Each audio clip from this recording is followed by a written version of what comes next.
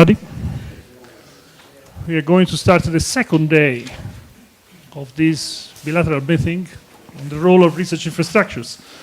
The program today is quite scientific, so no bureaucracy, no administration, but good science, and we will close with a session on education and training. And we'll have an open discussion, and after the long break for lunch, we will start at 3 o'clock with the final panel roundtable. And we, as discussed yesterday, we would like to write down a list of items to do in the next weeks/months to make this cooperation in practice, as not just in theory. So there's a lot of nice talks to enjoy this morning. We will start with Renato Gonzalez, speaking about data and heritage science. Please, Renato.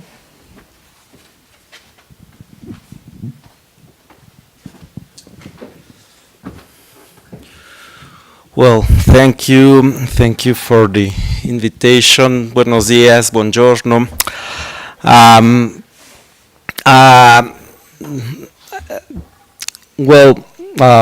First I have to apologize because I'll have to leave just after my talk because I have to attend an important ceremony elsewhere.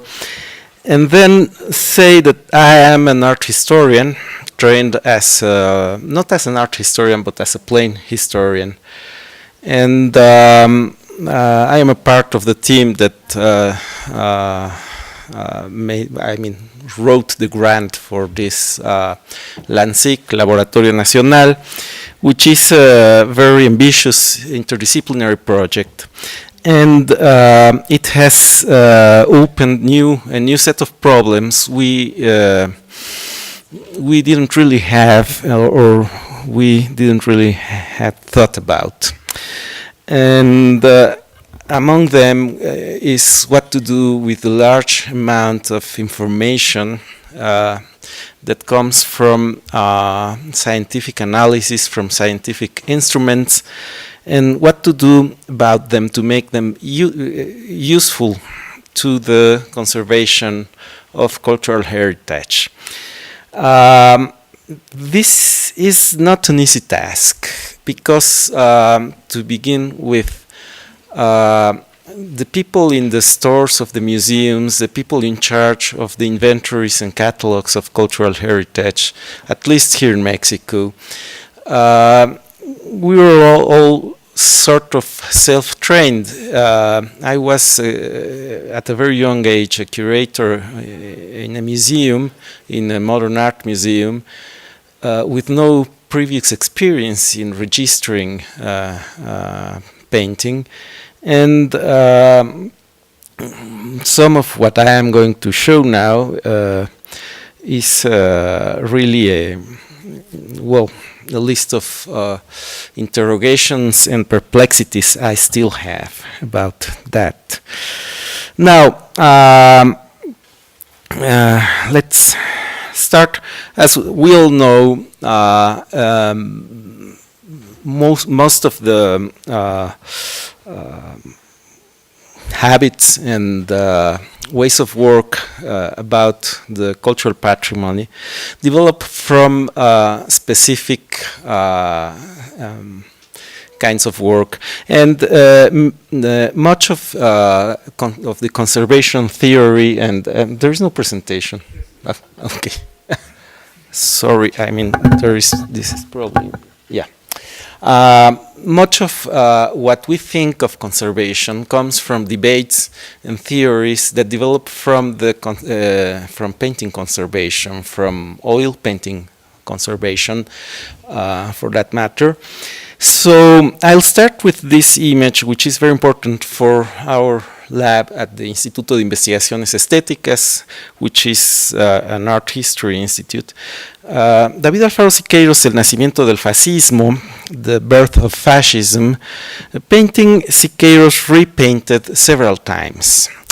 and which is a painting made of pyroxylene of cellulose nitrate in an experimental way, and with the help of a guy who at the time in 1936 in New York was working at the DuPont facility in New Jersey, so he was aware of a number of ways to use this new material. Now, what we are looking at is not really that painting, neither we are sure that the surface is only pyroxylene, because it was repainted at least a couple of times. And it was so with materials that were called dulco or pyroxylene, but I mean that we need to analyze in a more detailed way, and we really did. I'm just pointing to the fact that I mistakenly said pyroxylina sobre masonite. It is actually a wooden panel, triply, but this is a standard expression. And all of this talk is about the fact that this is really a cultural expression, and my proposal here would be to separate the cultural statement from the scientific data, because it is my impression that they won't really intertwine efficiently. See, this is the work we did. We found a photograph of the original painting. It was our hope that the painting on the left was not the same object as the painting on the right. The infrared and all kinds of image photograph that we had. I must say that for the scientific data, I always need a translator, but what was proven was that it is unfortunately the same object, and that David Alfaro Siqueiros probably ruined his masterwork. However, we have this model that sees different strata as if we were geologists for the analysis of painting. And this stratigraphy, so to speak, is an 18th century kind of science. It is a catastrophist stratigraphy. It really assumes that there are several interventions on a single objects, that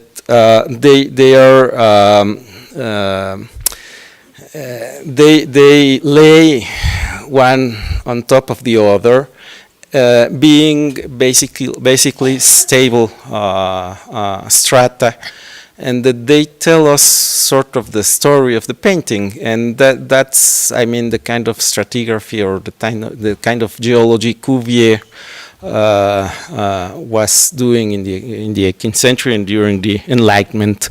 Now the image on the bottom is the diagram Sandra Cetina here and a team of conservators did, looking for specific points in the painting, which goes both horizontally and vertically through the painting. And this is the kind of analysis I assume most people here is familiar with. I mean, the object is a very complex thing, not at all unitarian or unified. And it is an artifact quite different from what art historians usually look for. I mean, as a modernist art historian, but pretty aware of David Alfaro Siqueiros' academic training, I would be looking for a unified composition as a cultural way of painting.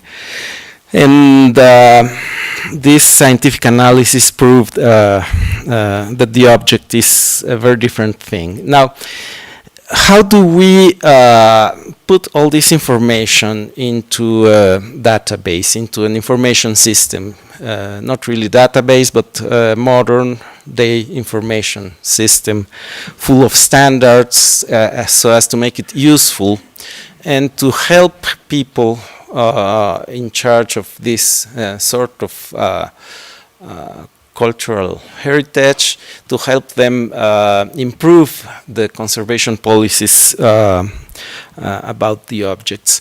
I would say that what we call the technique, I mean, for most people involved in the care of cultural heritage, whatever there is to say about the material aspects of the object is synthesized in a very short line. Everybody calls it the technique. What is the technique? And this can be very tricky. As I already said, Siqueiros' painting was not exclusively pyroxylene on some sort of wood. No more than many oil paintings are not only oil paintings, or not just one sort of oil painting done at one time at one single event. And this technique line, this technique field includes and mixes information about material, technique, strata, and that is aimed at the possible damage or at least transformation of the material.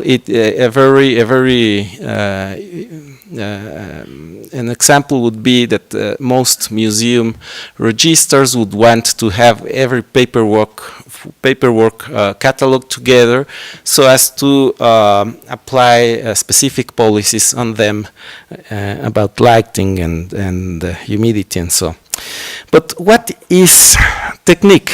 I am gathering from contemporary art, and I would claim that the problems of contemporary art might be wider than those of traditional arts, but not really very different. This is a very important work by Gabriel Orozco, La Caja de Zapatos Vacía. It's 1993, and what we see in the technique part is cyberchrome, which, as we know, is a trademark process by Saiba Geigi.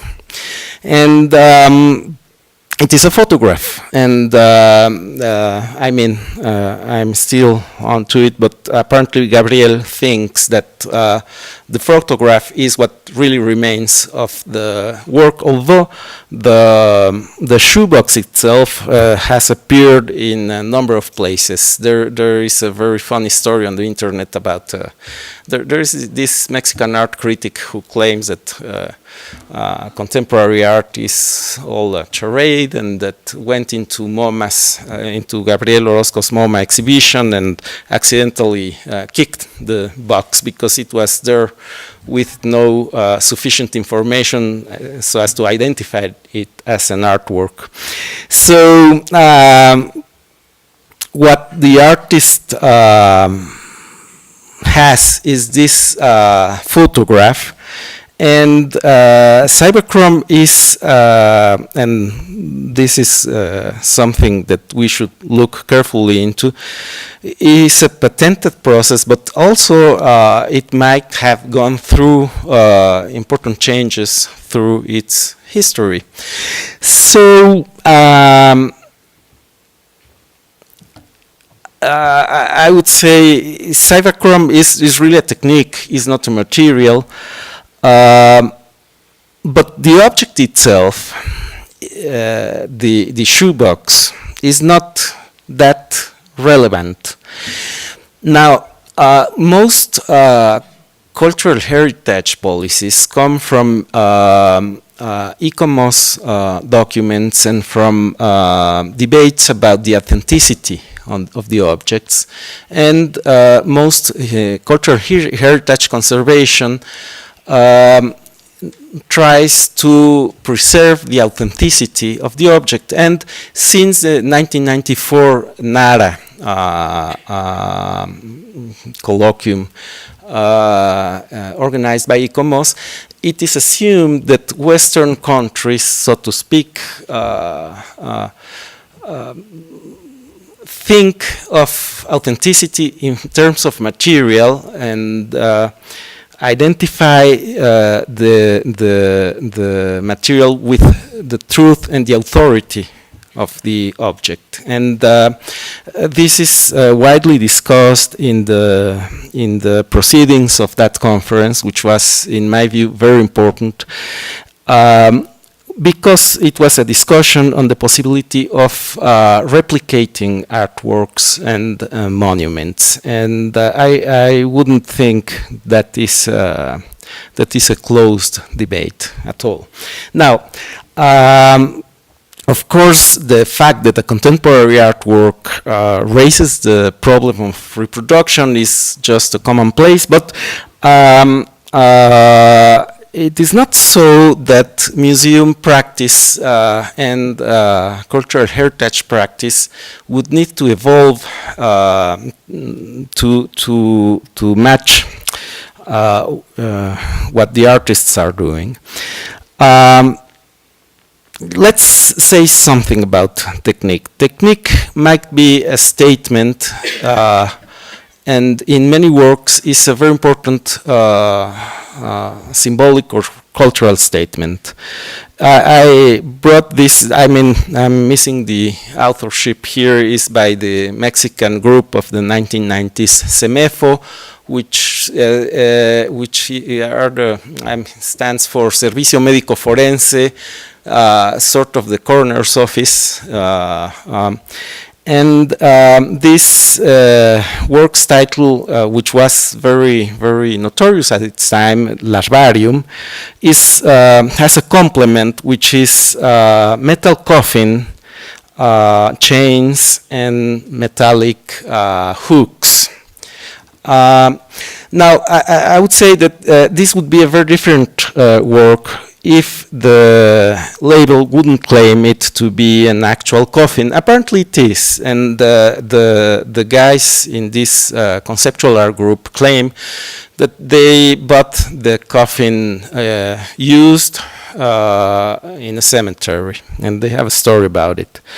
I mean, this is a sort of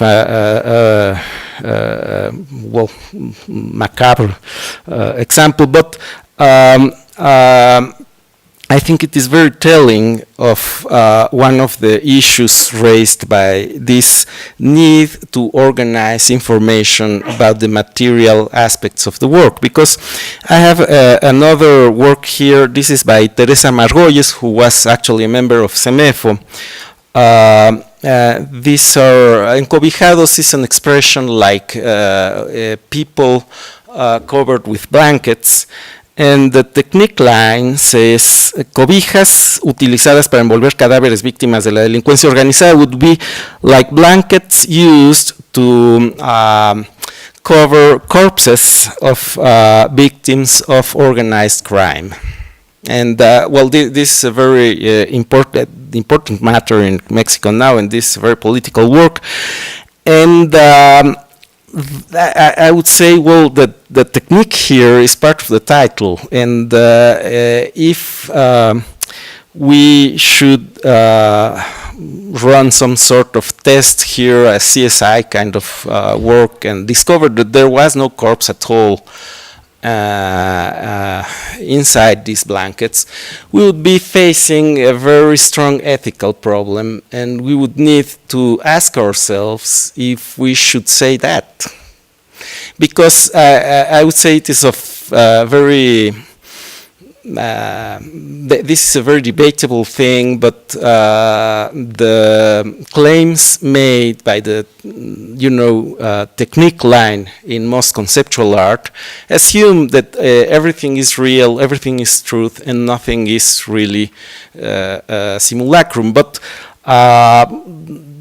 I would be dubious to try to prove it right or wrong, or I would say this is not the problem at all, right? However, the conservation and the conservation department at the museum would really need to know exactly what kind of material, what kind of spots, what kind of whatever it is on these blankets to try to keep it as it is. So what are the difficulties of organizing this information? Because I think we have all asked ourselves how to deal with the fact that oleo, is a very generic word, and it might apply to a number of materials, and not to speak of acrylic, which might be the name of a few dozen polymers. And we are able nowadays to run samples of the objects or the objects themselves through very complex processes that give us very precise information about their composition. And typically this information comes from an instrument that goes directly to a computer with a very specific software, and if you try to mingle with that software or connect that to the internet or something like that, you lose your warranty of the instrument. So what I'm trying to say is that it is far from being a very standardized data, what you get from such instruments. What you get is a file. And typically the file is much more accurate if it comes from what they call the proprietary software. And you might also get some sort of PDF, Word file, or Excel spreadsheet. And then you have the materials that reports the artist or the artist's representatives or the museum. And in as much as it is difficult to think of correcting a contemporary artist label that says things such as rabbit grease over human hair or whatever it says, it would be probably a problem for some museums to correct them when they say tempera oil or more traditional techniques. Because these techniques make the object meaningful in many ways, and a more precise, a more scientific way of referring to it would be not as significant. So what to do about it, and my suggestion here, and looking through CDOC, conceptual reference model, and through a number of data standards, what I think is that it would be a first step, and not to try to invent a new data standard, which is quite a thing, and I don't think, at least here in Mexico, we would be prepared to build anything from scratch in that area. Maybe we should separate the documentation about these scientific processes, and this is suggested by a number of documents that specialize on these issues, and the technique line try to fix it with methods that wouldn't be scientific in the sense of that they would use chemistry or chemistry data or anything like that, but with methods analogous to those used by librarians to establish the title and the authorship of a work. And that would mean that that should be a problem of authorities and regularization of the technique line more than a chemistry or a physics problem. And about the scientific data, which is quite a challenge to organize because it will drive everything into that scary notion of big data, which is really a big thing. Maybe the starting point for us in Mexico, and I'm aware that this is sort of naive, and this is well what we have been able to find out. We should start by the documentation of the analytic processes, aiming, of course, at the goal of having organized structured data in a future that I don't think it is very near for us, at least. Thank you very much.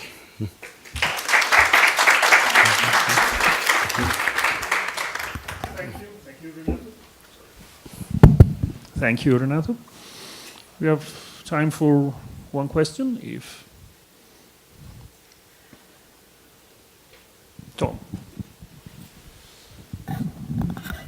Thank you, Renato. I didn't quite follow the last point you were making about, I agree entirely that scientific analysis by itself can be very limiting, especially with contemporary art.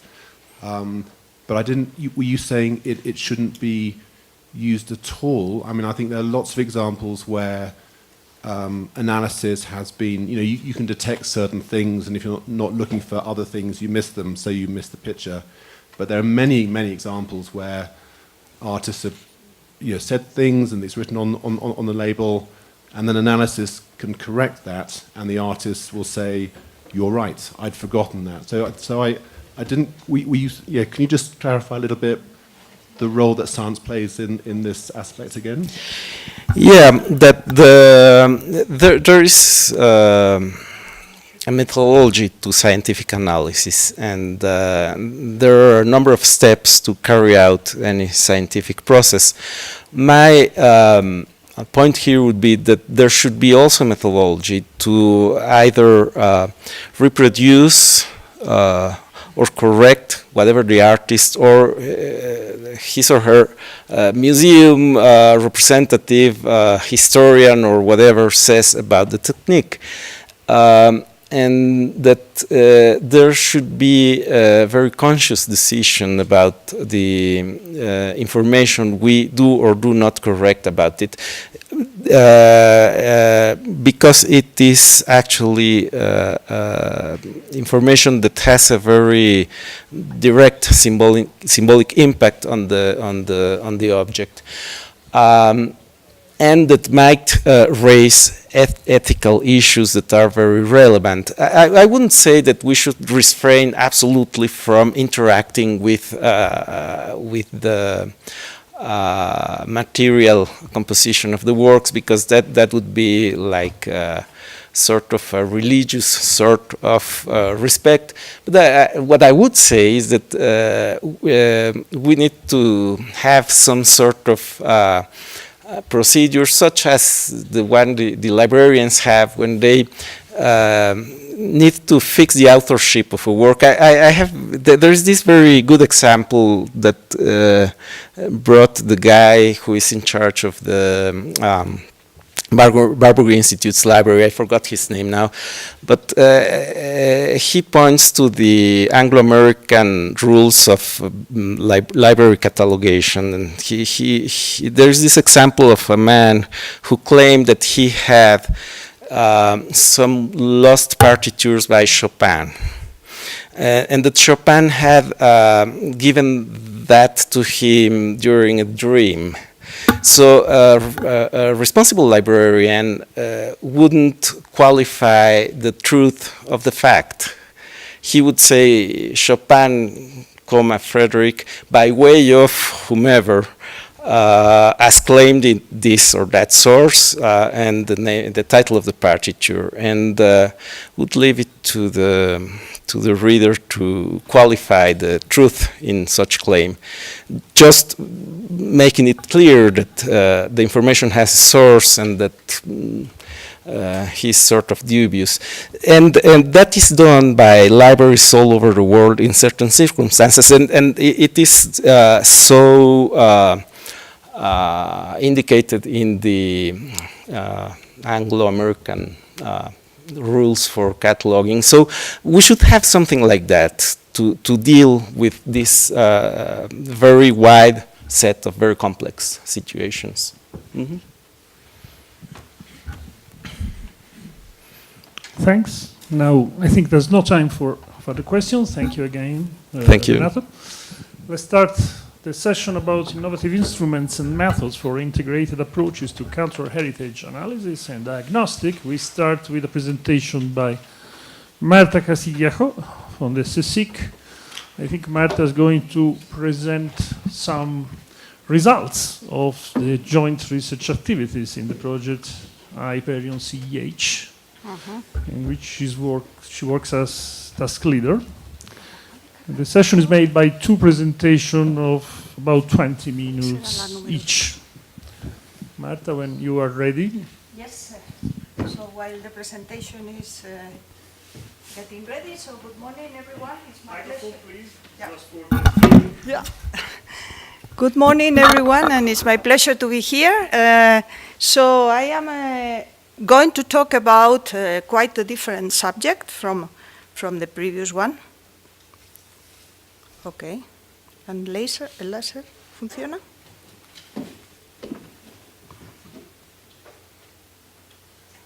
No, it's not coming. What happens here? I think we need some support.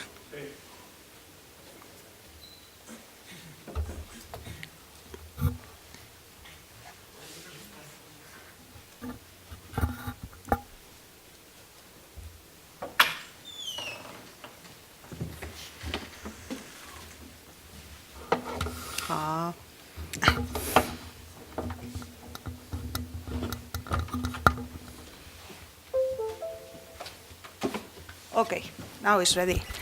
So this is the title of my talk. I'm going to tell you about innovative instruments and methods for integrated approaches to cultural heritage analysis.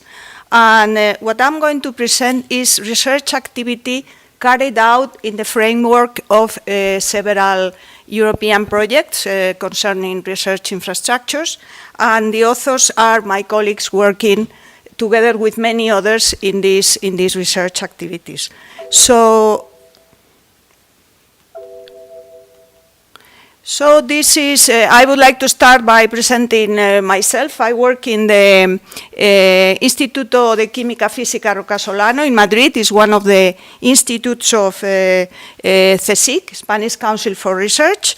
And we are a group that work in generally laser materials interaction. So we study how lasers can modify properties of materials, how can we synthesize new materials, but we also have an activity for many years now on using lasers and laser methodologies and techniques for conservation of cultural heritage in general in heritage science. So we do this, we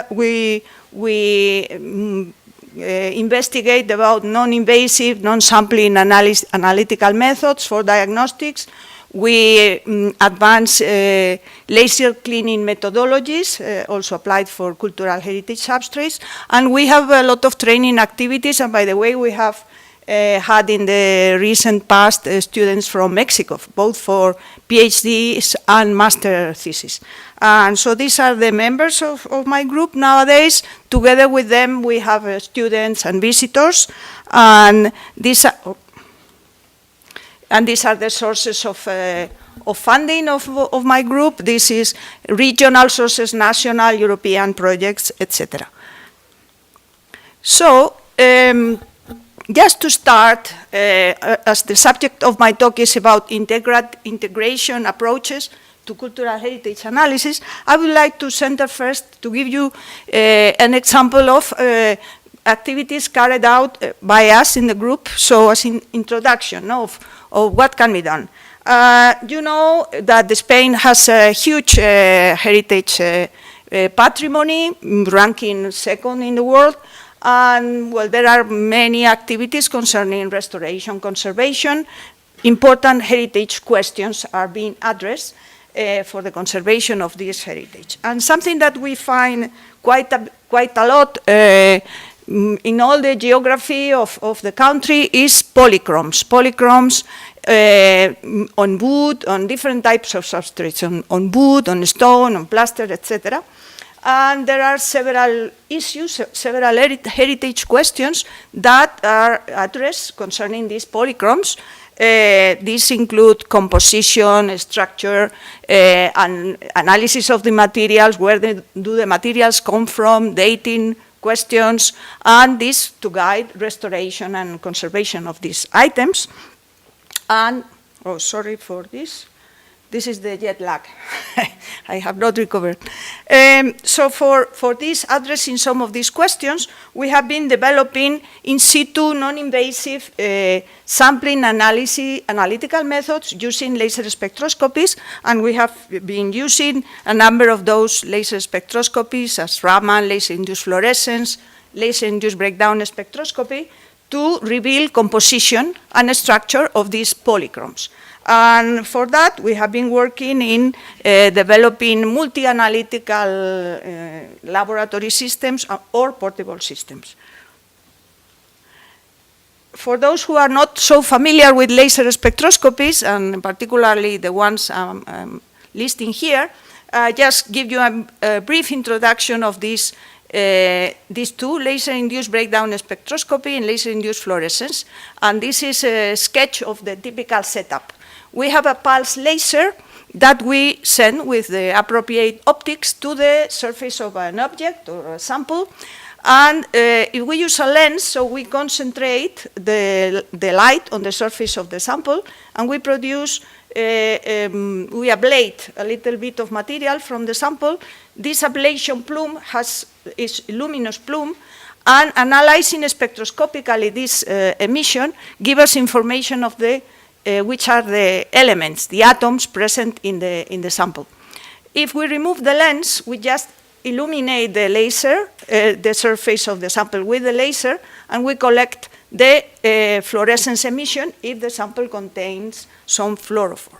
So with the same setup, we can obtain two types of information, fluorescence and breakdown spectroscopy. Raman is more known to this audience, so it's elastic scattering technique that gives molecular compositional information.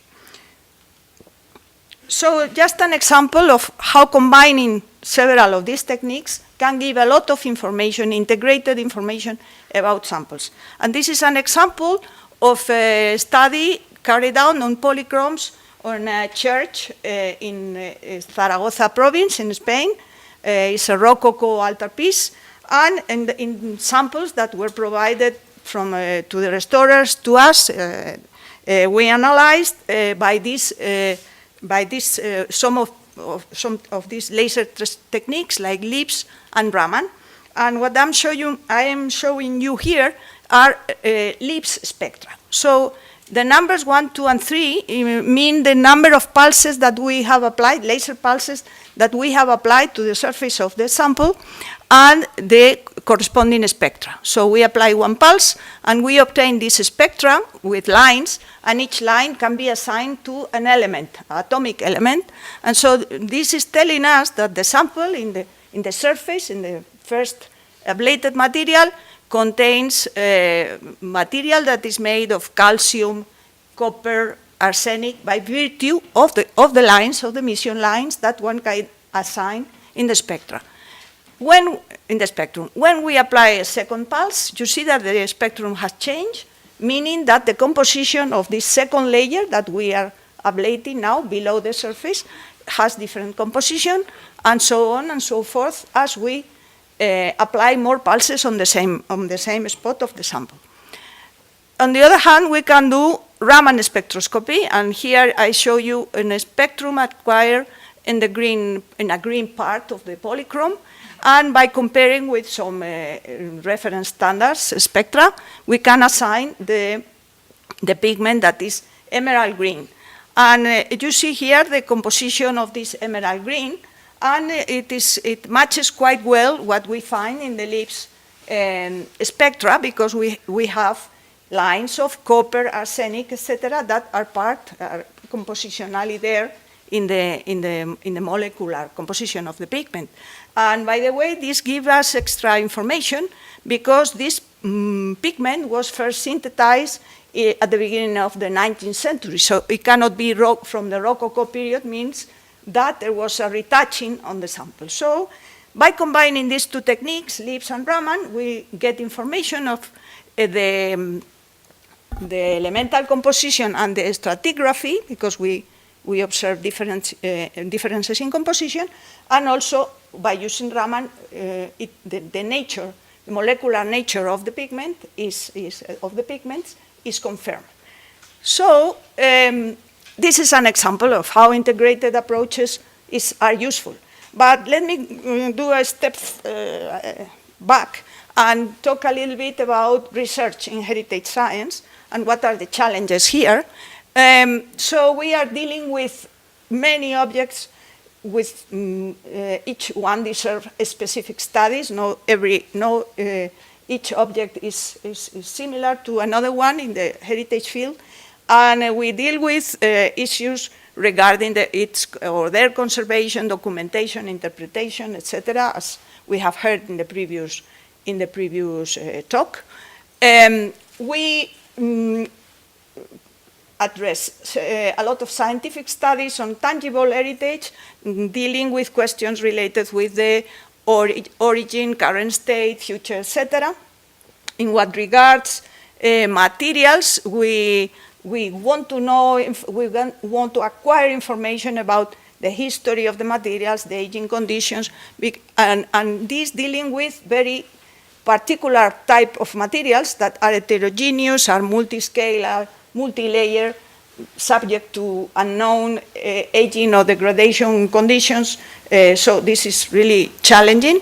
And this is done in the framework of different type of projects, collections, excavations, and also international or European funded projects in this field of heritage. In the previous day, yesterday, we have had presentations on different European projects, particularly Hyperion and Iris were mentioned. We have been also participating in Parthenos, that is more related with data management and data organization.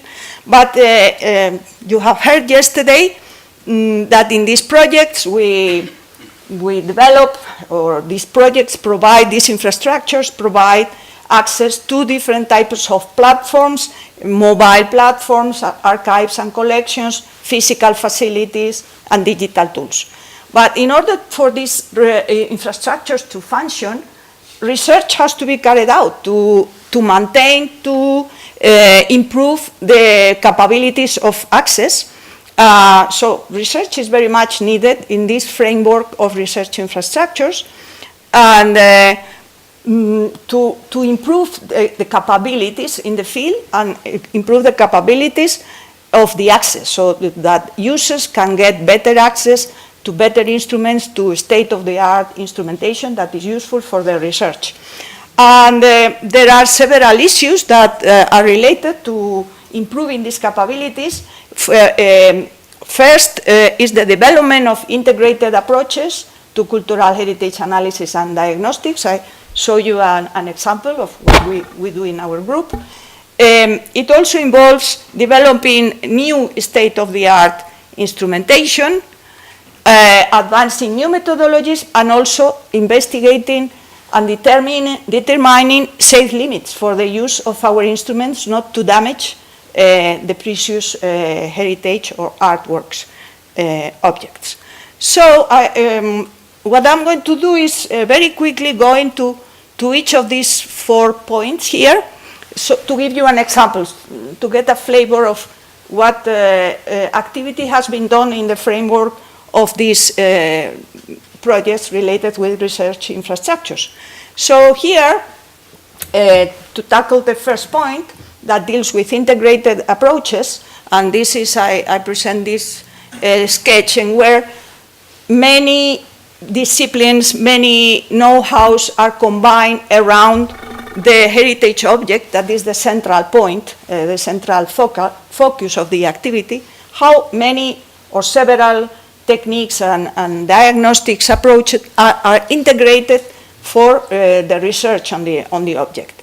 So several activities can be carried out in this respect. One very important is the development of advanced mobile instruments, so to take the technique, the instrument to the place where the object is, in building up hybrid multi-analytical mobile instruments that serve to enhance the chemical and physical information that one can obtain during field campaigns. And I will present a couple of examples, so here I go. One is the work that we have been carrying out within the Hyperion ECH project, that is the development of a new mobile LIPS Raman instrument, so the 3 spectroscopic techniques that I mentioned before. So this is the efforts, some developments we have been carrying out in collaboration with our colleagues, French colleagues, in developing a mobile instrument. You see here the architecture of the instrument. It is a mobile part and a fixed part, and together this development together with data measurements and data analysis platform. So we need to define, in order to design the best parameters for this instrument, we need to decide about several conditions, and one important is the laser wavelength. So we are using a single laser source here to excite the 3 different types of spectroscopic signals, and we want to determine which is the best wavelength. Usually we use a neodymium YAG laser that operates in the infrared, but we can double, triple, and quadruple the frequency of the laser. So what is the best wavelength? And for defining that, some research in the laboratory has to be carried out. And here is an example of laser-induced fluorescence and Raman spectra acquired simultaneously in the visible at 532 nanometers. And you see here, well, this is an example on heritage stones, and some of the results we obtained by measuring at this wavelength. We were able to distinguish, in principle, 2 stone substrates of the same composition by virtue of the differences in the fluorescence and Raman lines that we observed. So this is support to define the parameters of the mobile system. One other example of this combination of 2 complementary techniques that allow us to get as much information as possible from the object is the combination of 2 structural imaging techniques. One is digital holographic speckle pattern interferometry, and another one is stimulated infrared thermography. And this is a collaboration between French and Greek colleagues within Hyperion CH again. Here you see some preliminary results on a model sample in where they collect, using the 2 techniques, the infrared image, and here overlapped with the interferogram. They can also measure the evolution of the deformation and the temperature with time, and from this combined approach, it is possible to measure how this deformation and temperature reveal the presence of hidden defects that was here in this model sample, and correlate the formation and temperature over time with the kinetics of heat dissipation of the defect. Here you see the two systems working simultaneously, working together on site in a chapel in the UK, and some examples on data fusion and information that can be obtained by the simultaneous application of these two techniques. So this concerns the first point. Now I want to make a point on the state-of-the-art instrumentation, and again in the framework of Hyperion CH. And we have heard also yesterday about fixed labs within research infrastructures, and we have seen that many scientific questions are addressed using different types of beams, ion beams, neutrons, X-rays, etc. And this is an example here of the Aglaé facility in the Louvre Museum in Paris. And so the challenge here was to develop a new multi-scale 3D positioning system for the analysis of non-flat objects. The purpose is to be able to place the object, the surface of the object at the focus of the beam, of the probing beam, and of the detection system, and to have the surface of the object normal with respect, perpendicular with respect to the beam. And so what they did was to develop this instrument to achieve safe and reproducible positioning with respect to various probe beams that can be interoperative between different facilities and workstations. So it allows analytical mapping of a curved object, has the advantage of reducing very much the positioning time, allows automatization in the analysis, improves safety, and enhance the analytical and data compatibility across different facilities. So this is here the methodology for developing this positioning system that is here, is an hexapod with the respective controllers, and this is the steps that are involved in this method. First, the object has to be 3D scanned. Then the object is positioned using this 6 degrees of freedom positioner according to the recorded 3D model. And the object is rastered moved under the beam, so the surface is continuously in focus and oriented to the beam. So this is now the system now is working in the new Aglaé facility. I'm now try to illustrate advanced methodologies, and advanced methodologies means that they are not state of the art, but maybe they are in the future.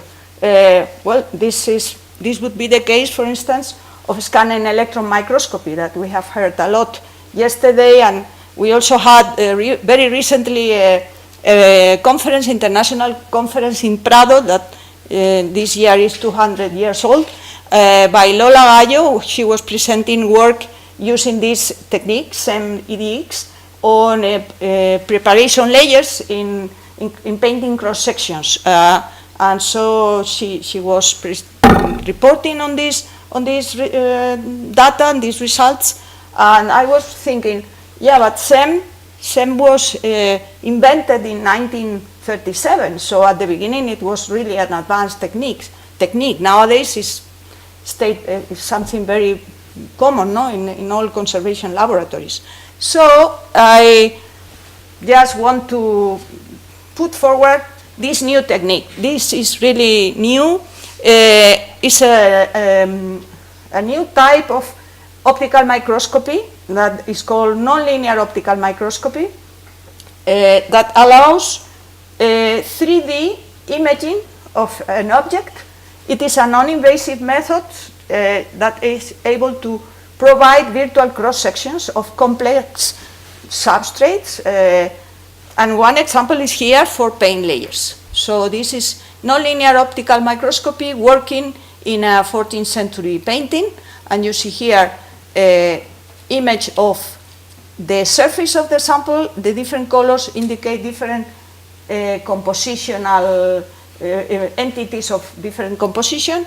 You see a normal cross-section and a cross-section showing the position in depth of different materials of the painting. So this is obtained by one of the modalities that are common to these nonlinear optical microscopy imaging techniques. These are techniques that were initially developed in the biomedical field back in the 90s and are based in the use as excitation light of a near-infrared ultra-short pulse laser. I will tell you how ultra-short it has to be.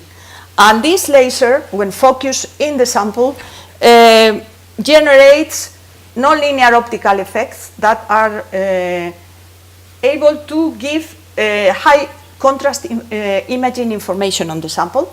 This is intrinsically a 3D microscopic resolution system that is, as I said, is non-destructive and allows accurate determination of structural details of the sample and composition. So it looks like very much of interest for multi-layer, multi-compositional substrate as those found in cultural heritage. So this is just to give you a flavor. I cannot go into details, but this is a flavor of the principle. So we have a near-infrared femtosecond laser that is focused with a high numerical aperture lens inside the material under study. It has to be transparent to the near-infrared light. And in the focal point, there are nonlinear optical effects being generated. So this is a technique that offers a lot of advantages because we rely on the signals that are produced intrinsically by the object. We don't need to use staining fluorophores. It has intrinsic 3D sub-millimeter, micrometer resolution. In the focal point of the laser, we collect several nonlinear effects, so that allow us to get several types of information from the sample. And there are other advantages. I want to highlight this one because for this we use moderate average power of the laser, so we avoid all type of damage, photothermal or photochemical damage of the sample. So it can be really a non-destructive technique. Just to tell you how short, how fast has to be this, how ultra fast has to be this excitation source. So we use femtosecond lasers. 1 femtosecond is 10 to the minus 15 seconds. And we use repetitive irradiation and high peak power, but moderate average power. So we are sure that there is no damage of our substrate. That would be a sketch of the setup of the microscope, and we can work in both backward and forward detection, so we can collect signals through the sample if it is transparent, or in reflection, which is interesting for cultural heritage objects which are not transparent. You will see a picture with an example of that. And here you see this is a setup we built in Madrid recently, and it is working on a real painting. I don't want to go into details, but you need to know that these nonlinear optical signals are different from the typical linear optical signals that we collect when we illuminate an object, the reflection, fluorescence. These are typically linear signals, but when we apply laser light with sufficient intensity, we generate other types of signals that we call nonlinear, because they don't depend linearly on the intensity of the field of the laser. And there are several of these signals that we can collect by interaction of the laser with the sample that are multiphoton excitation fluorescence. This is the excitation light from the laser, so we can collect fluorescence generated upon 2-photon or 3-photon absorption, but we can also generate second harmonic or third harmonic of the sample. Spectroscopically, if this is wavelength in this direction and this is our excitation light, this is the spectral position of the different types of signals that we collect. So we have to implement the right optics, the right filters, optical filters, in order to collect the right signals. And each of these nonlinear optical processes produce different types of information of the sample. This multiphoton excitation fluorescence is related to the chemical composition, so we can get chemical composition. Second harmonic generation tells us about presence of crystalline or hierarchically organized substrates, like for instance collagen or cellulose or crystalline materials. And third harmonic generation is informing us about position of interfaces. This is very useful in multi-layer samples. The key advantage of this is that we can collect with a single setup in the single event several nonlinear optical signals, and these all give us a lot of information about our sample, chemical, structural, etc. So this is we have been working hard within Hyperion CH in one of the research activities of Hyperion CH on developing these techniques applied to painting materials. And I put here some examples for determination of thickness of phthalocyanine paints using the modality of multiphoton excitation fluorescence, and also for determining position of interlayer interfaces in painting layers constituted by a varnish over a painting substrate, and using the technique also to assess, here combining two modalities of third harmonic generation and multiphoton excitation fluorescence, to also get information about chemical changes that take place upon degradation or laser cleaning, etc. So these are two examples in the field of painting materials, but these nonlinear optical techniques are being applied for study of different types of cultural heritage objects, not only paintings, but corrosion layers over metallic artifacts, parchment, and also for the study of objects of artistic or historical interest, as in the work here in where historical violin was studied. The varnishes and the wood substrate of these objects were studied using these techniques. So I'm coming just to the last part. Very briefly, I want to address the question of safe limits, because we are using new techniques, we are using more conventional techniques, and in principle we say this technique is non-invasive or non-destructive, but the question is how much power, how much intensity you are applying, and what are the safe limits. So we are interested in understanding and determining boundaries for analysis of heritage materials under intense different types of irradiation sources, because we don't want this to happen. We don't want to damage the surface or the inner part of our object. So there are several activities related with the use of different techniques, and I give you just a couple of examples. Here is work what we have been doing on assessing the damage in X-ray photoelectron spectroscopy. And we took two historical pigments, azurite and malachite, copper-based pigments, both in powder pellets, but also as tempera with an egg binder media. And we applied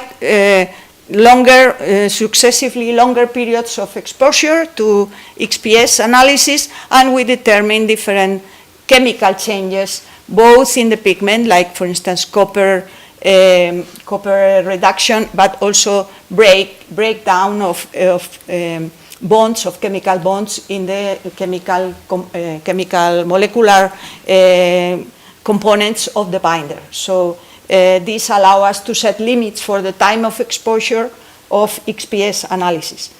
One other example, and that will be the last, is assessing damage in Raman spectroscopy in relation with mobile devices. So this is work carried out again in Hyperion by our Italian colleagues at CNR. And so what they do is they apply successively higher powers of laser for acquiring Raman measurements. And you see here the different spectra acquire at different laser powers. Here you see the sample before irradiation, and you start increasing the power of the laser, and you observe, you don't observe under the microscope any change on the sample, but the spectra have been modified quite a bit. So you can have modification even before your eyes are able to detect this modification. So this is very, very important and very crucial. And of course, when you apply sufficiently high powers, the spectra gets very much distorted, and your sample also does the same. You can observe by the microscope different modifications. So although it is not possible to define universal power damage thresholds in all cases due to the complexity of materials, this allows us to develop protocols as tools for working in safe conditions during these Raman experiments, or with some other techniques. So this methodology can be implemented when addressing other techniques.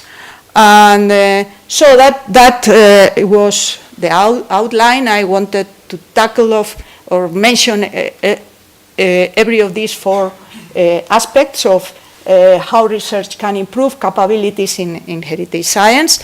And just to summarize, I have presented the development of 3 laser spectroscopy, so a multi-analytical hyphenated instrument using a single laser excitation source. I have also presented an holography, thermography combined methodological approach or system. I have shown you a multi-scale 3D positioning system for analysis of non-flat objects. I have advanced the technique, the methods related with nonlinear optical microscopies that I believe has a lot of potential in heritage science due to the special characteristics of the technique and how can be very well matched with the needs of dealing with complex materials, multi-layer, multi-component substrates. And finally, I have addressed the very important question of safe limits. This is very important to carrying out this research is very important to improve the access capabilities in the research infrastructures of today and those that will be built in the future. And with that, I thank you, all my colleagues in these projects that I mentioned, my collaborators back at home, and to you for your attention. Thank you.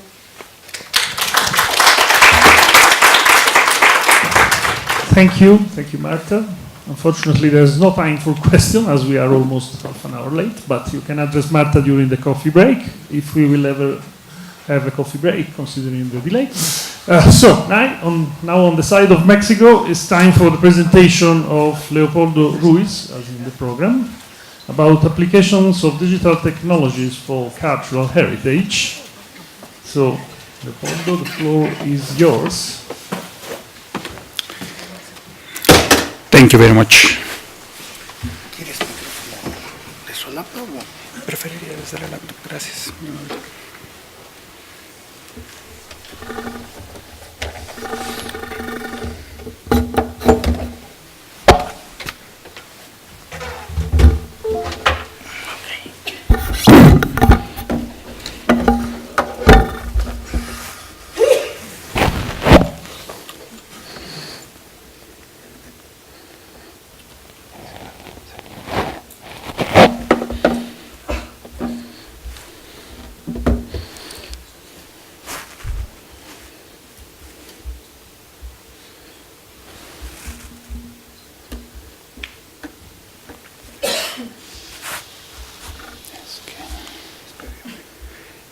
es una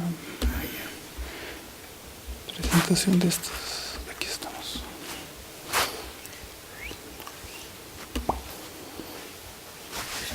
Gracias, Mano. Thank you so much, and sorry about these technical issues. Well, my presentation will be very, very brief, and I'm going to share with you some activities and some capabilities about this national lab, more related with technology, related with additive manufacturing. And in the previous year, the complete name, the whole name of this laboratory was Additive Manufacturing, 3D Digitization, and Computer Tomography. So right now we reduce the size of this name. And thank you so much for inviting me to share some applications oriented to the cultural heritage. Well, maybe it's a little bit late in terms to share with you some information about Mexico, because you are here and you are very welcome. And this is the second day. But, and maybe it's a little bit late in terms to share some information about UNAM.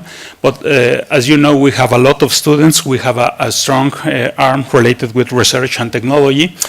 And inside of this university, we are so proud in terms of how this university is growing up, in terms of the positioning and the position that we are using inside of the ranking of universities.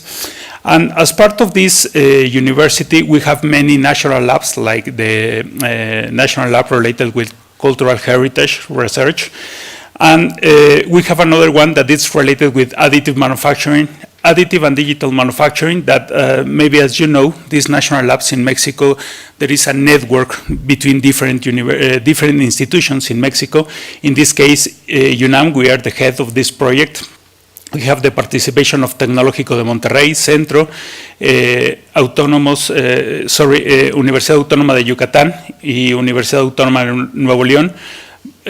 Those are allocated in the north part of the country, and this one is located in the south part. And we have another institutions more related with technology, but we are so glad that we have a lot of partners along the worldwide, and there is maybe the basis of the success of this national lab. Of course, that we have a specific task more related with the performance in terms of additive manufacturing. Our business, our principal research is more related with materials, process, and geometry. So we have a lot of experience developing materials. We are a lot of experience working with processes oriented to additive manufacturing. And of course that we have strong capabilities in terms of characterization. But in this point, we have some strong capabilities in terms to share the knowledge of this network. This is the network of this national lab related with additive manufacturing in a worldwide perspective.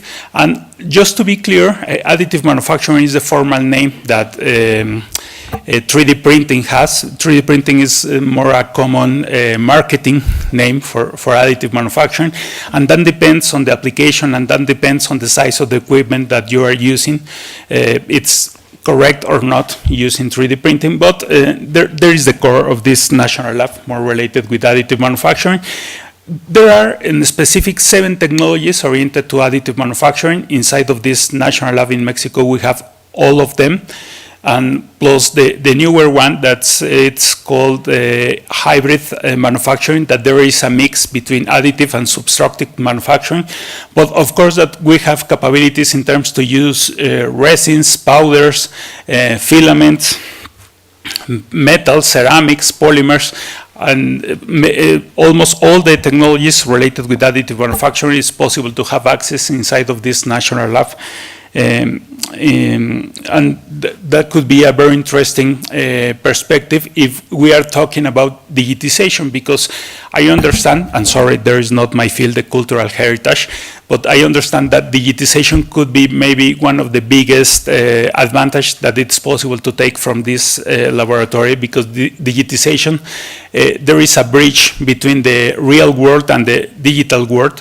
It's very interesting how to obtain information from something that it's almost impossible to manipulate, or must be all the people that touch this kind of stuff must be very, very careful in terms of how to touch and how to manipulate this information. And there is a very common process to use digitization process in terms to have a digital copy of that. So this national lab has strong capabilities in terms of digitization. And of course that we are moving more in the field of the metrology, and in our experience, some people that are working in some heritage activities are not interested too much in terms of the metrology of some parts, because when we are talking about metrology, sometimes we are talking about microns, and for many cultural things, maybe microns is too much in terms of the resolution that we are giving to them. But of course that there is possible, but it's possible to generate a digital catalog about some specific parts, and that could be very interesting for you, I guess. And of course that there is a very simple diagram and could be very clear in terms of what we are looking for in terms of the reproduction of things. There are two specific characteristics when we are thinking about the digitization in terms of use self-positioning reference. So for some mechanical parts, and there is a common activity for us, it's possible to allocate specific targets in terms to have reference over the part. But for some heritage, it's possible to use none of this, and it's possible to use color as and texture as part of the reference for digitization. So that could be a very interesting point of view, and we have some experience with that I want to share with you in a few minutes. Another capability inside of this national lab is related with computer tomography. We use this technology in terms to identify the real capabilities of the materials when we are using the building process in additive manufacturing. But of course that this technology has another applications, and it's possible to have a specific object or sample, and it's possible to run a lot of 3D images as an assembly of many 2D images of X-ray. So they give us a lot of capabilities in terms to understand the inner part of some samples, and just try to share but how the equipment works. We allocate a sample. There is an X-ray source, and we have a detector. So this tomography is called a cone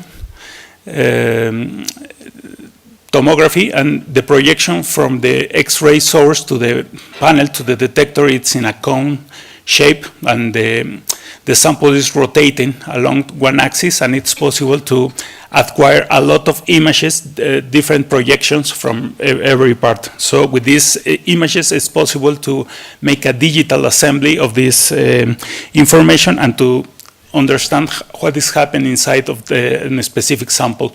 But there is only a representation of how this process is running. Of course, that we planning how to use the CT scan, and then we run the CT scan. But of course, that two of the major activities related with computer tomography is more related with the post-processing.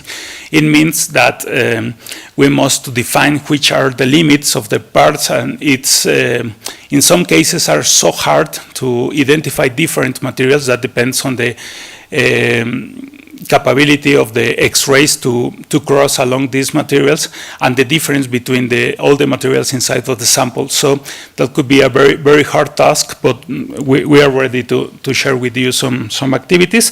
And there are only three brief examples related with the capabilities of this national lab. I insist that there is not our main business related with the technology, but in the north part of the country, some bells were stolen, and these bells has, I guess, that 300 years.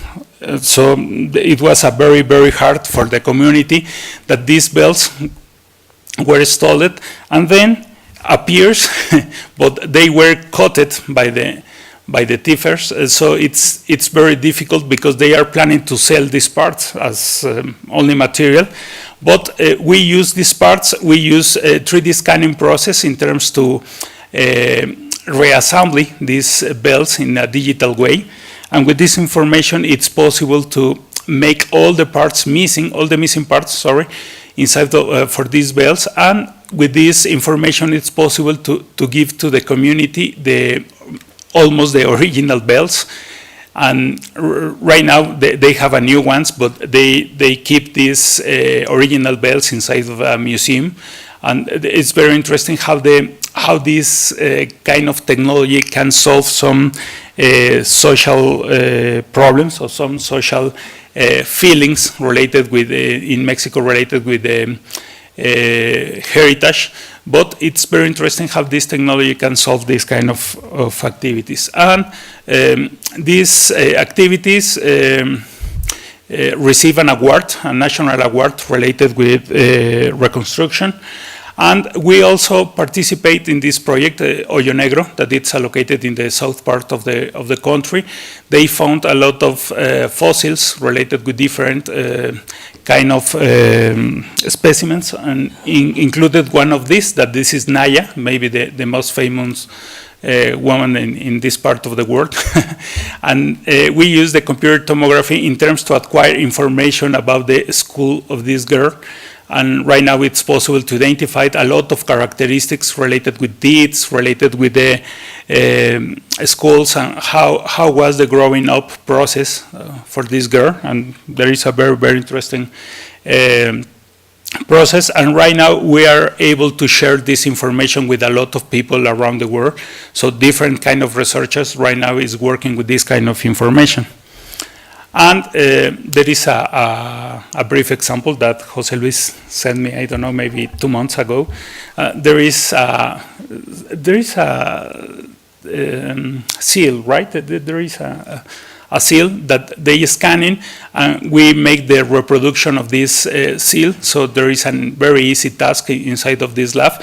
So there is only an example of how these technologies can help you in terms to have reproduction of different kind of things, and in some cases it's possible to work in terms of materials to have the very accurate representation of the things that you have in a digital process. And as I promised, I was very brief in terms to cover the time. And conclusion, of course, that all the technologies that inside of this lab are ready to be used in terms of cultural heritage. And please feel free if you have any question or if you have any necessity related with these capabilities. And thank you so much. Thank you, Leo, for being so brief. Okay. So you can ask if there are questions, at least one question in the public. No one? No one? It's such an interesting thing. Anyway, we were discussing yesterday the fact that probably there are several national laboratories which can help the National Laboratory for Heritage. And this, I think, is one clear example of what we were saying yesterday. Okay. So thank you. Please feel free. No, thank you for your presentation. Thank you so much. So we can switch to the next session about good practice and highlights for joint laboratories. And we start with the presentation of a very old joint laboratory, the one opened at the Opificio delle Pietre d'Oro in 1998, opened by the Institute of Optics. This will be presented by Raffaella Fontana of the CNR, Institute of Optics, responsible of the Art Diagnostic Group of the institutes. Please, Lella, when you are ready.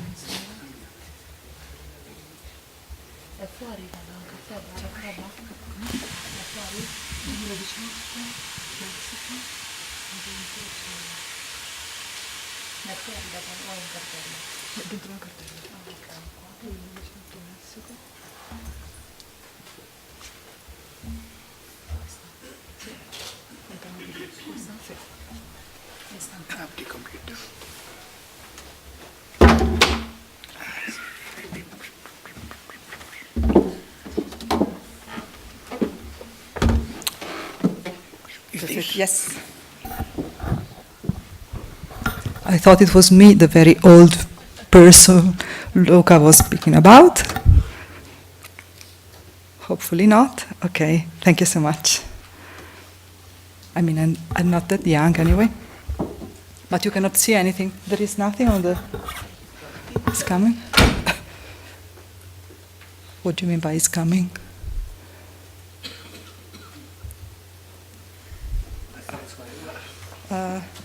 because I can see on the screen. Perhaps this one is detached. Okay.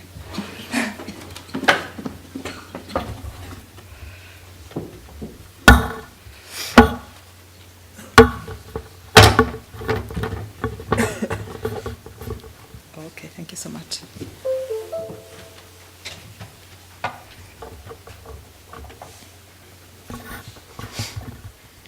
Okay, here we are. Okay, about 20 years ago, we had the great opportunity to open a lab inside the Opificio delle Pietre Dure, that is located in Florence, in the Fortezza da Basso, a very old castle. And this gave us the opportunity to develop a series of instruments that were tested on real case studies. It was not straightforward to have a good feeling with restorers and curators. So this slide means that we started from diffidence to synergy and beyond, because we can say that now we have a very good working style with them. Even though there are differences between art historians and curators and scientists. And this slide is an example of how the different professionalities can look at the same problem. But transdisciplinarity is one of the main goals of our new research infrastructure. So we are very pleased to work with them. I will start to present a few instruments that have been developed inside the Opificio delle Pietre Dure in our lab. I can consider our group of scanning people, of scanners, as the main part of our instrument are scanners. The oldest is a scanner for infrared reflectography that has developed during these years, becoming a multispectral scanner, starting from one band in the near infrared, going from about 900 nanometers up to 1.7 microns. And now it is a multispectral scanner that goes from 400 nanometers up to 2.5 microns. So it works in the visible and near infrared range. This is the evolution of our scanner, starting from a very big, huge, heavy and slow prototype up to the new device, that is this one, that has 36 channels working from the visible to the near infrared. Also the optical head has evolved, and this is the working principle, how it works. And compared to the standard imaging devices such as CCD cameras or Vidicon camera, it is very slow.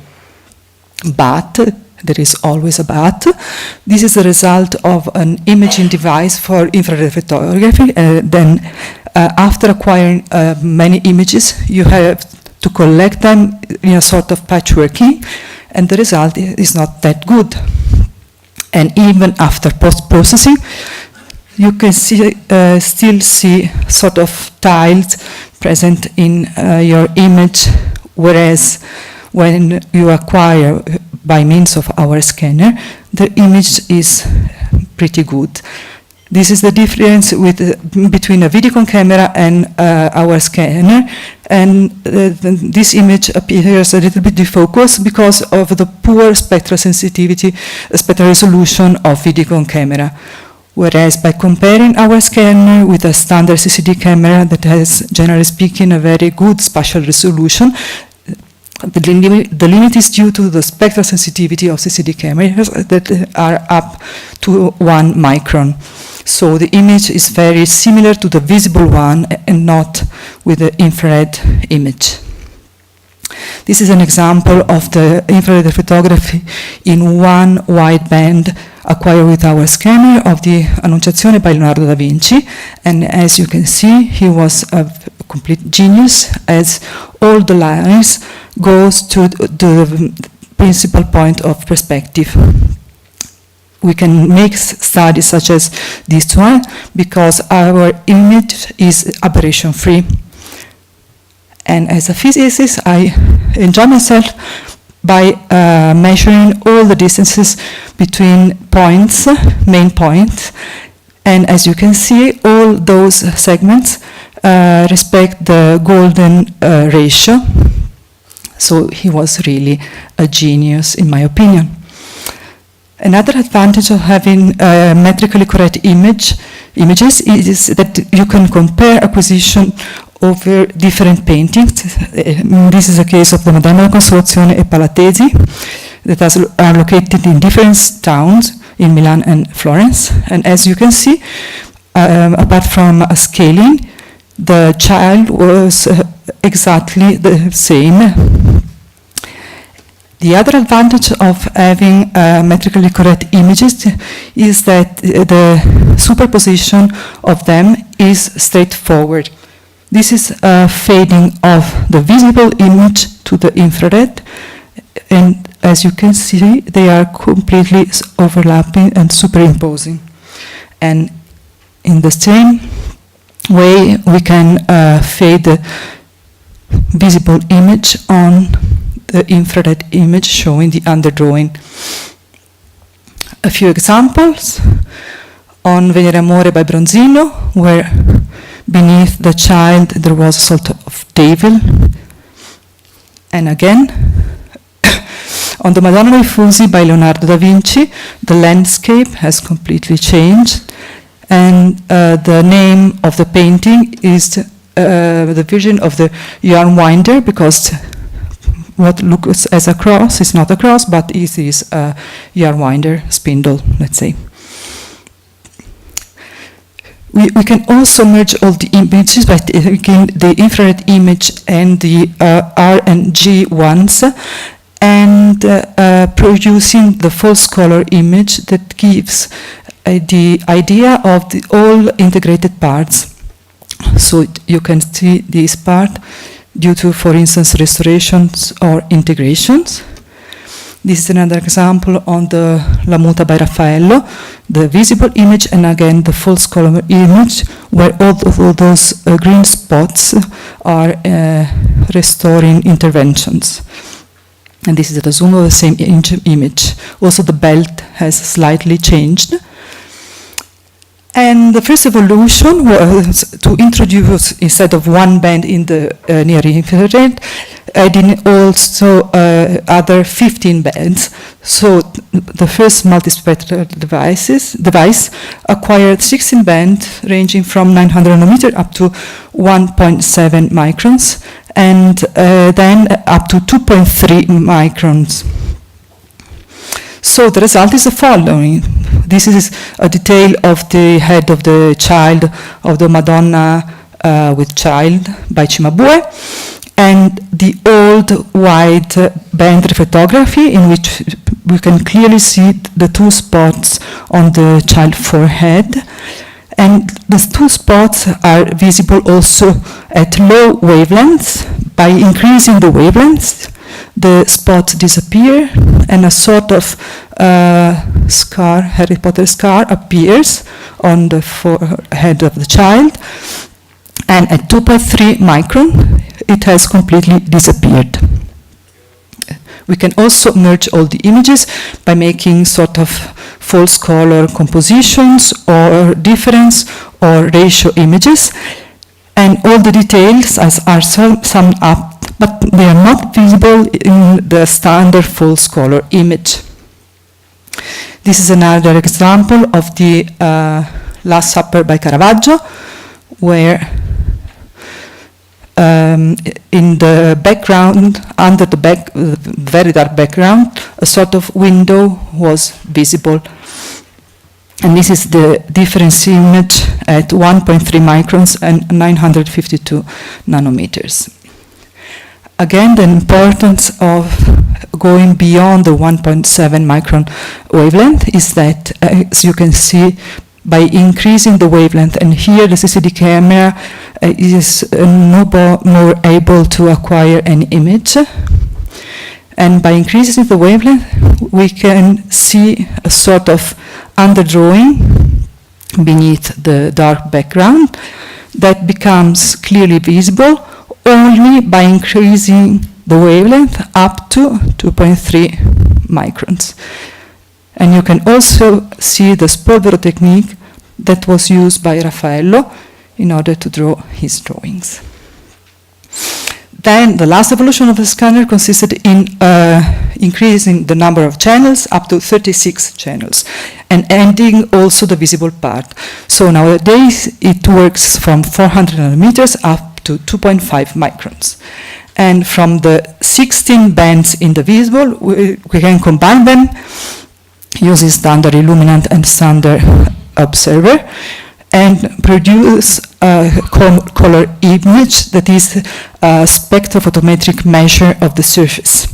Whereas we can pile up also the infrared image in order to obtain point by point of the image the reflectance spectra. An example that I also shown you yesterday on the Pollock. From the surface, spectrophotometric measure of the surface, we were able also to compute LAB coordinates in order to measure the difference between and after the cleaning procedure. And also to map, for instance, the blue pigments or the yellows or the reds and so on. And also make a sort of false color evolution by using, instead of the standard channel up to 1 micron, also other images in the infrared. So this is the so-called photographic false color, and by increasing the image in the infrared, as you can see, the false color image turns to the red hue. So we can do a sort of color pigment identification by the different false color images. Okay, another instrument that we have developed is a microprofilometer for the 3D survey of surfaces. This is an example of an acquisition of the Cana wedding, and we were asked to measure the print of the instrument tools used to lay the preparation layer. And as you can see, all the acquisition can be displayed as Rakin light images. And if I zoom the images from the 3D survey, we were able to measure and to detect. This is a false color image of the surface where the red means close to the instrument and the blue far from the instrument. And we can also extract the profile along whatever direction and measure the thickness of the imprint left by the tools. Okay, this is, I hope, the last one. As you can see, we can measure the thickness and the pitch of the imprinting. The 3D survey was applied also on the Ultima Cena by Giorgio Vasari, completely sank during the Florentine flood. And this was its appearance after the flood, as you can see. It was covered by a sort of very soft paper. And we were asked to measure the difference between the paint layer and the forefront surface of the wooden layer. And as we used optical techniques, we were not able, of course, to measure the forehead surface of the wooden layer, wooden panel. So we applied a special algorithm, the so-called rolling ball algorithm, in order to detect all the length along the wooden part and the planks of the painting. And after our measurements, the restorer decided not to remove the original support, but make sort of integration by means of wooden pieces on the back of the support. We also were able to produce a sort of surface, a model of the surface by interpolating measurements along special lines, let's say. And finally, last but not least, our OCT device. It is time domain optical coherence tomography device for measuring the thickness of multi-layer systems. This was the very first prototype that was not transportable. So we had to make a sort of evolution of it in order to make it transportable. This is an example of a cross-section as measured by means of the OCT. And this is a true cross-section image acquired with the microscope. And we were very lucky because the results were perfectly superimposing. So we applied it on many paintings. This is an example on the Ritratto di Ignoto by Antonello da Messina. This is a fluorescence image where the step 1 is the uncleaned surface. So that is why you see the fluorescence of the old varnish. Step 2 is the first step of cleaning, and the final step is step 3. And by means of the OCT, we were able to measure the thickness before, during, and after the cleaning. This is the new instrument as it is now. It is a time domain confocal device. So we are able to move the spot inside the sample. That is very useful in case of a very shining varnish layer. And this is an example of application on a blue sample. The instrument works at 1.5 microns, so the sample will so to have 100 microns thickness here, 200 and 300 microns there, with different blue pigments, and we measure the thickness of the layers by means of microprofilometry. This is the difference map. And we were able to measure the thickness also inside opaque materials due to the high wavelength operation. And this is the result on the phthalo blue, for instance. This is the 100 micron thickness, and this is the 200 micron thickness. It is the double of this one.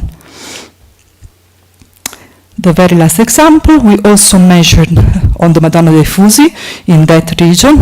I mean, this is the, it is not coming. This is, it is not working? Oh no, okay. No. 1 minute, please. Okay, this is the infrared reflectography. We superimpose the acquisition by means of OCT. I mean, we acquire many profiles along that direction. And I want to show you the final example. That is a sort of movie. Oh, tra-la-la. No. Where you can see, no, how can I start it? From the outside to the inside. We were able to reach also. Okay, this is the outside, and okay, that's it. Thank you very much for your attention.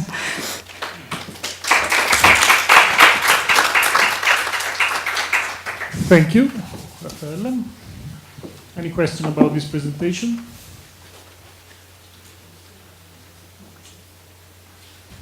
How long takes the measurement have different instruments, and how long takes the measurements of a painting? Because this is also important in the case of the different instrumentation. This is a very good question. With our visible near-infrared scanner, it takes 3 hours for 1 square meter. With the OCT device, about, let's say, 20 minutes for one single tomographic image, 2.5 centimeters long, and about half a day for a cube 2.5 by 2.5 centimeters.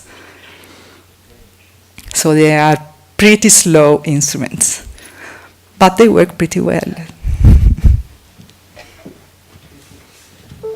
Any short questions more? No, we can go to the last presentation before the coffee break. It will be given by Armando Arciniega of the Institute of Anthropology and Humanities or Heritage. And the presentation is about diagnostics and conservation studies in the National Museum of Anthropology. We are keeping a short delay of 20 minutes. We will have a postponed coffee break. Please.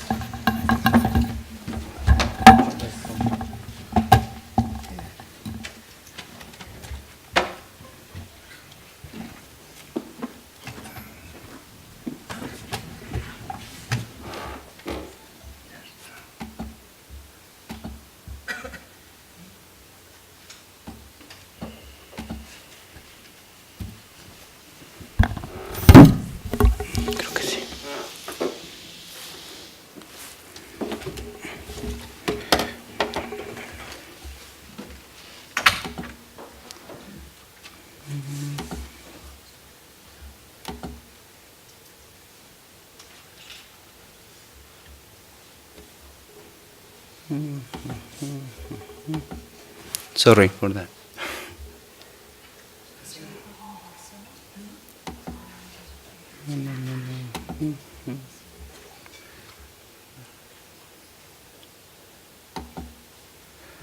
Well, good morning. I just talk about some experience of the laboratory codice in the coordination of cultural heritage in Mexico. Well, the Laboratory for Conservation, Diagnostics, and Spectroscopic Characterization of Materials Codice starts to work in 2013. It's a new laboratory, and it's in the conservation and the national coordination of cultural heritage. In 2014, we obtained the CONACYT project. We managed CONACYT project, and we will able to buy some equipment that is portable. So we are a mobile laboratory, and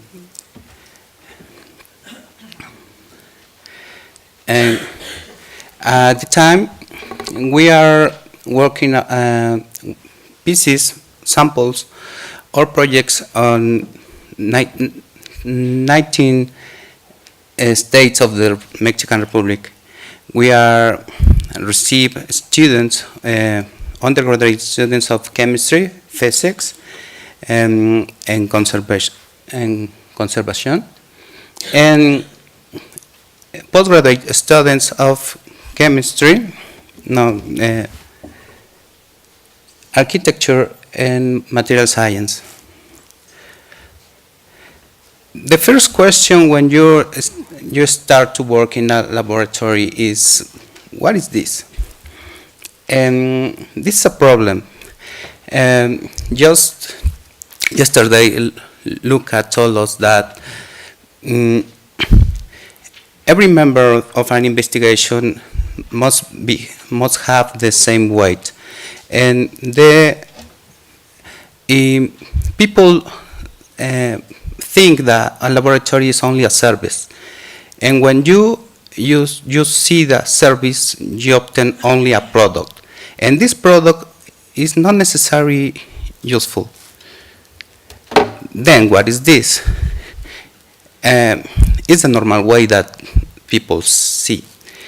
I take a sample, I bring it to the lab, and the laboratory is a black box, and I obtain a result.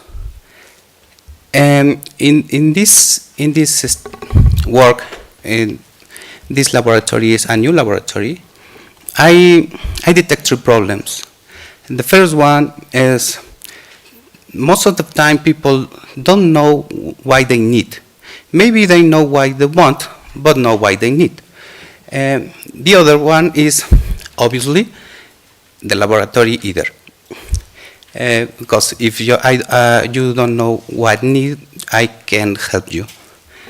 And the third problem is it not exists a database of materials using in cultural heritage, because most of the material are natural and are mixes. And then we start to do courses to explain people how we work, what is the scope of laboratory, and he presented 2 courses.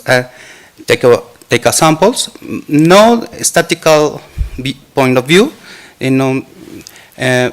what is the characteristic of the sample for do the analysis.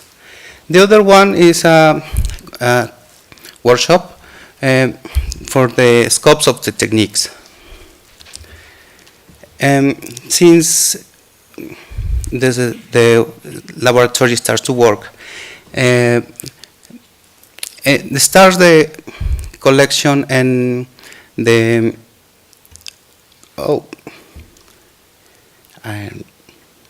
catalog and classification of cultural samples, cultural heritage samples, and to the object to avoid the retake samples. If these samples are they were collected for many years, and most of the information is lost. And if you want to do some investigation, you will use it for not take a material that is the original, or do you know? In parallel, we have collected material for conservation, like adhesives, consolidants, pigments. We submit an aging process and measure. In 2017, we acquired base data, and we put photographic record, FTR, spectroscopy infrared, and Raman for 100 samples that the National Museum of Anthropology give us. And then all kind of studies we do in the lab, but in this case only focus in these 3 techniques. And then we use a search button. In these spaces we put keywords that they use, what kind of use I do, or I apply this material, and then we can see records associated to the keyword, and then I can move it for the tabs, the general data, analyze conditions, and assignation of the bands, and the spectra. And this work is thinking or oriented to people that don't need a specific study, only need an identification maybe, and he will bring us his sample, and we give him a result, and using the database will solve this problem. We know that it's important to do a collaboration work.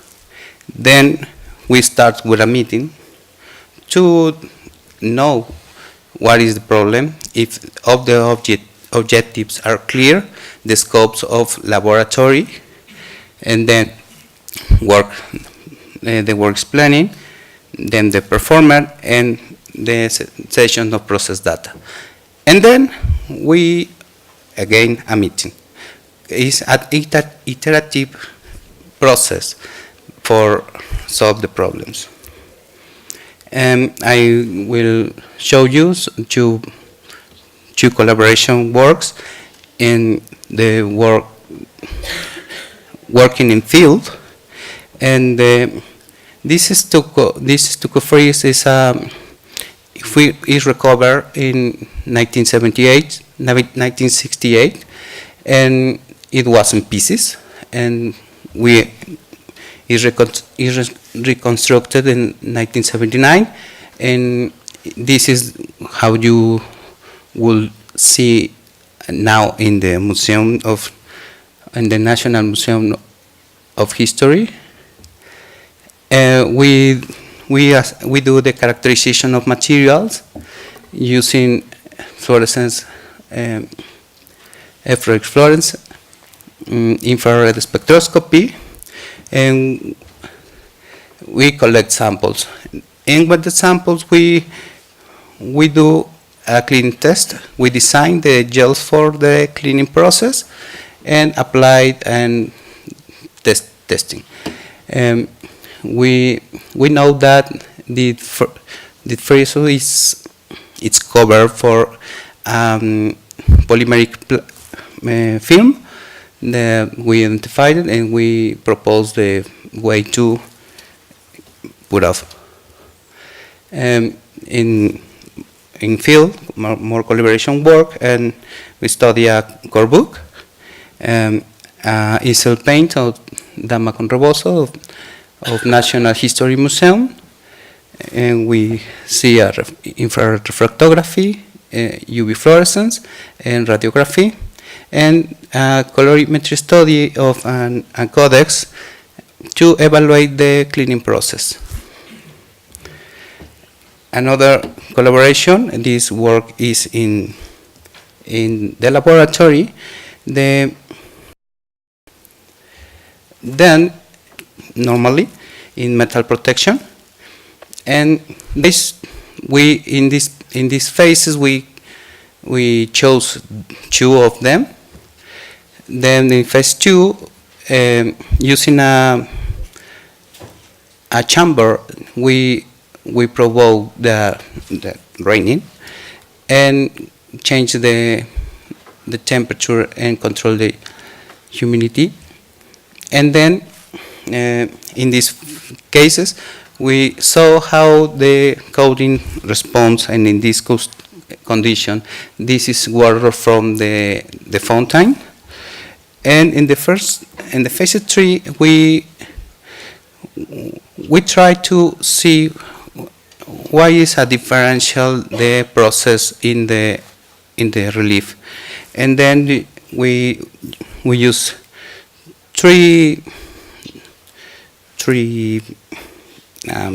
shapes, and we know that in this that is the worst results, or the better, I don't know, because we know that the water that is inside of these channels provoke or enhance the process of laking process. Well, thank you for acknowledging to the foundations, and for your attention, and the committee organizer for this opportunity. Thank you.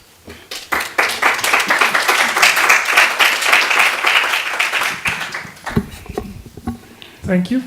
Thank you very much, Armando. This is a very interesting initiative that I see here. Any questions about this presentation from public?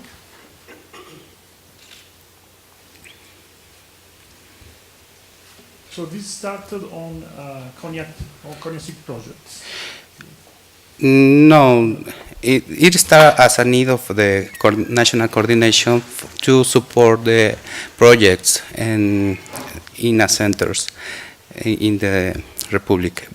And it starts that need, and then the CONACYT allowed the acquisition of instrumentation. Yes.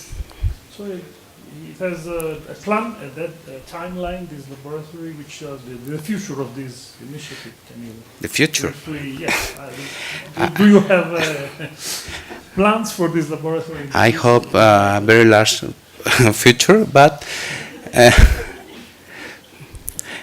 maybe acquire more equipment. But We are working at the moment are working in when we support the projects, and this a lot of time, but the laboratory is working in consolidated materials for carbonate, calcium carbonate, maybe rocks, or and a base set of nanoparticles of hydroxyapatita. And in this moment, we are doing an electrochemical cell that it was portable for in studies of metal heritage and that big format, no, like bells, cannons, and sculptures. And it's working. I hope this is a good point. Good luck for a long future Yes. to Codice Laboratory. Thank you again, Armando. It's time to break for coffee. I don't know, Jose Luis, half an hour of break, regular coffee break, even if you are late. I think we can allow for a regular coffee break. So,